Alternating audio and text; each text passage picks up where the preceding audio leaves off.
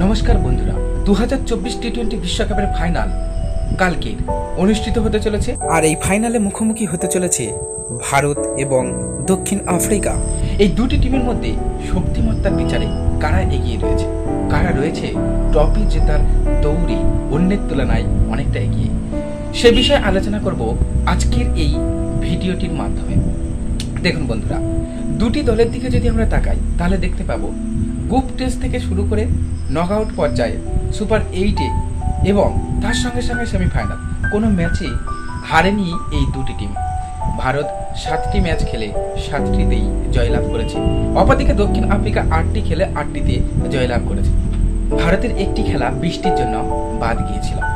তো যাই হোক, এই দুটি টিম এখন পর্যন্ত অপরাজিত। হ্যাঁ, একটি টিম কালকের হবে পরাজিত আর একটি টিম অপরাজিতই থাকবে। এর আগে দক্ষিণ আফ্রিকা কোনোদিন ফাইনালে ওঠেনি, এই প্রথম তারা ফাইনালে মুখোমুখি হবে শক্তিশালী ভারতের। হ্যাঁ, ভারতের নাম শক্তিশালী বলা হয় তখনই যখন তারা হিট এবং সবচাইতে শ্রেষ্ঠ টিমগুলোকেও হারিয়ে দেয় অনায়াসে।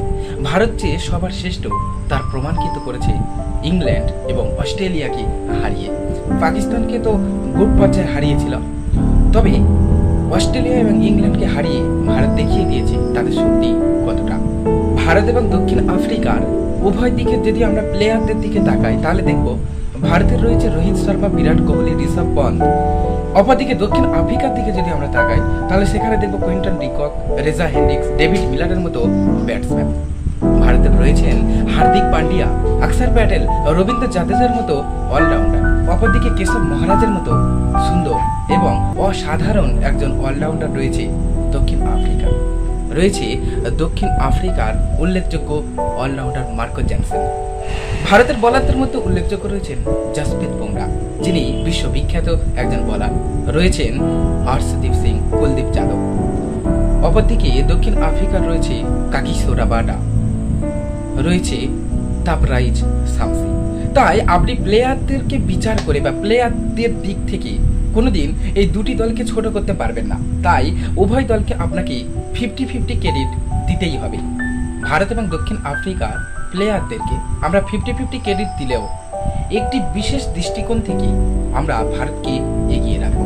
হ্যাঁ, আমাদের দেশ বলে নয়, ফর্মের দিক থেকে আমরা যদি দেখি তাহলে দেখব ভারত দক্ষিণ আফ্রিকার তুলনায় অনেক বেশি এগিয়ে রয়েছে।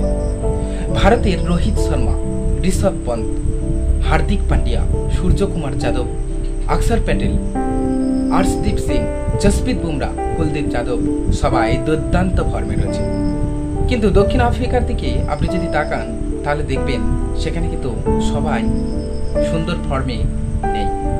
কিছু কিছু সময় কিছুজন ভালো খেলে দিচ্ছেন, তবে সার্বিক অর্থে ভারতের যেমন 11 জনের মধ্যে 8 জন দুর্দান্ত ফর্মে রয়েছেন, সেখানে দক্ষিণ আফ্রিকাতে আপনি 6 জনকে হয়তো খুঁজে পাবেন ভালো বা কন্টিনিউ করছে নিজেদের ফর্মকে। তাই এই দিক থেকে দেখে আমরা বলতে পারি যে ভারতের যেখানে 11 জনের মধ্যে 8 জন খেলোয়াড় দুর্দান্ত ফর্মে রয়েছে এবং অন্যান্য খেলোয়াড়রাও যে কোনো মুহূর্তে ফর্মে ফিরতে পারেন, আপনি বিরাট কোহলিকে বাদ দিতে পারেন না। তিনি বিশ্বের অন্যতম সেরা ব্যাটসম্যান। আপনি জাদেজাকে বলতে পারেন না যে এখনো তিনি ফর্মে নেই, কিন্তু হঠাৎই তিনি ফর্মে ফিরে যাবেন। অপরদিকে দক্ষিণ আফ্রিকার বেশিরভাগ প্লেয়ার যে খুব বেশি ফর্মে রয়েছে এমনটা নয়। কুইন্টন ডিকক ভালো ফর্মে রয়েছেন। ক্যাপ্টেন মার্কাম তিনি কিন্তু খুব বেশি রান সংগ্রহ করতে পারেননি, শেষের দিকে কয়েকটি ম্যাচে কিছু বেশি রান সংগ্রহ করতে পেরেছেন। অপরদিকে বোলারদের ক্ষেত্রেও আমরা যদি তাকাই তাহলে দেখব যে সেখানে কাগিসো রাবাডা নিজেকে সেইভাবে এখন পর্যন্ত মেলে ধরতে পারেননি। সার্বিক অর্থে আমরা যদি বিচার করে দেখি তাহলে দেখব যে ফর্মের দিক থেকে ভারত অবশ্যই দক্ষিণ আফ্রিকার চাইতে অনেক বেশি এগিয়ে রয়েছে। পরিশেষে একটাই কথা বলবো, ভারত এবং দক্ষিণ আফ্রিকার মধ্যে কোন টিম এবারের বিশ্বকাপে চ্যাম্পিয়ন হবে, কোন টিম নিজেদের সেরাটাকেই উপহার দিতে পারবে, সেটি শুধু সময়ের অপেক্ষা। আমরা চাইব ভারত জিতুক, ভারত একটি ট্রফি নিয়ে আসুক।